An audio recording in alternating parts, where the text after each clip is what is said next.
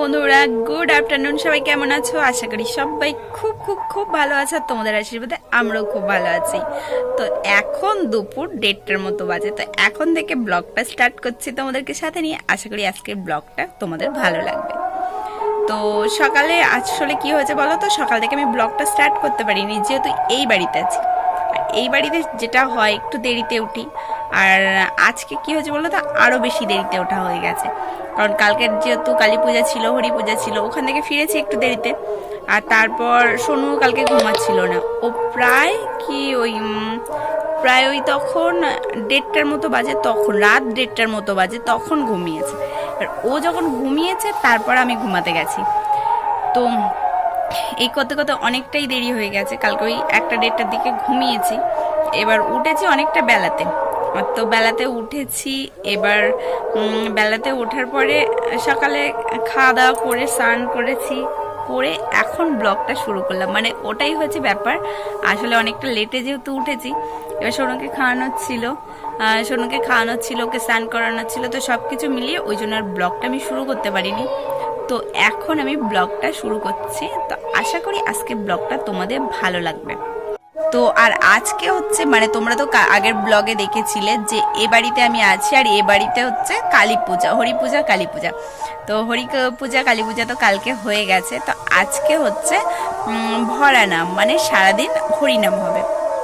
তো আজকে খাওয়া দাওয়া ওখানেই, বাড়িতে খাওয়া দাওয়া নয়। তো সেই জন্যই লেট করছি। এবার খেতে যাব।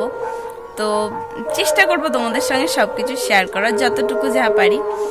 তো এখন চলো তাহলে মোটামুটি একটুখানি রেডি হয়নি, মোটামুটি স্নান হয়ে গেছে, সিঁদুরটাও পরে নিয়েছি। আর খুব বেশি কিছু রেডি হন না, মানে যেভাবে নাইটি পরে আছি মোটামুটি চেঞ্জ করব।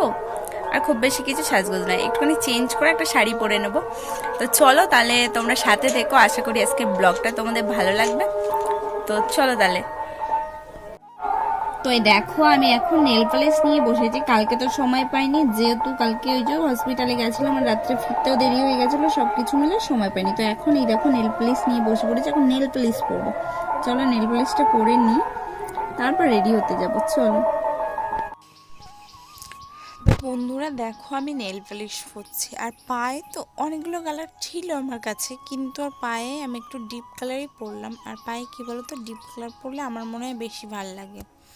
তো সেই জন্যই দেখো ডিপ কালার একটুখানি পরে নিচ্ছে, মানে ডিপ কালার বলতে রেড কালার একটা। তো যাই হোক, মোটামুটি নেল পালিশটা পরে নিই, তারপর রেডি হয়ে বেরোবো, মানে খেতে যাব।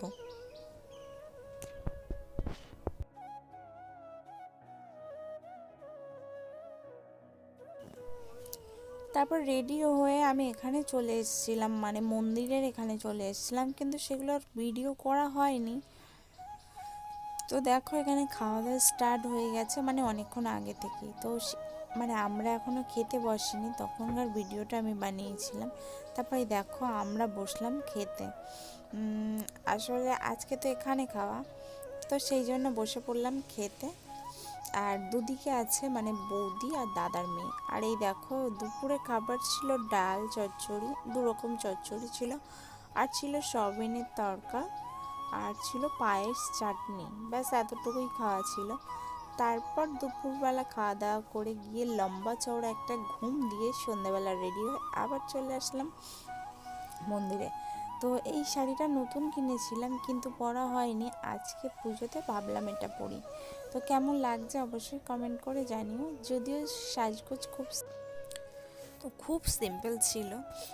আর এখানে আসার পর তোমাদেরকে একবার মন্দিরের এটা দেখালাম। মন্দিরটাকে খুব সুন্দর করে সাজানো হয়েছে, আর চারিদিকে লোকজনের এতটা গ্যাদারিং। আসলে এখানে এই পুজোতে খুব মানে সমস্ত বাড়িতে আত্মীয়রা আসে, এবং গ্রামের প্রচুর মানুষ সবাই মিলে এই পুজোতে, মানে কি বলবো, প্রচণ্ড আনন্দ করা হয়। তো দেখো এদিকে হরি, যদিও হরির নামটা আমি সামনে থেকে ভিডিও বানাতে পারিনি, মানে আমি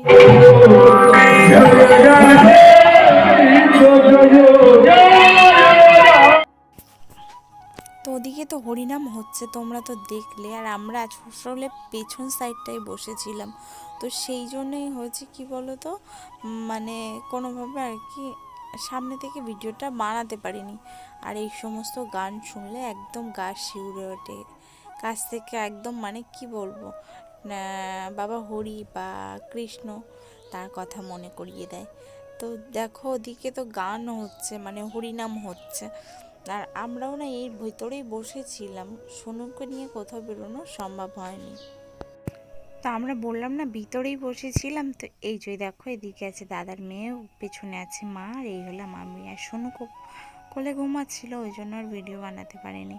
তো যাই হোক, আজকে তাহলে ব্লগটা এখানেই শেষ করা যাক। তা কেমন লাগলো অবশ্যই কমেন্ট করে জানিও, আর যদি ভালো লাগে তাহলে একটা লাইক কমেন্ট করে দিও, আর যারা নতুন দেখছো একটা সাবস্ক্রাইব করে পাশে থেকো। দেখা হবে তোমাদের সঙ্গে নতুন কোনো ভিডিওর সাথে। ততক্ষণ ভালো থেকো, সুস্থ থাকো, টাটা।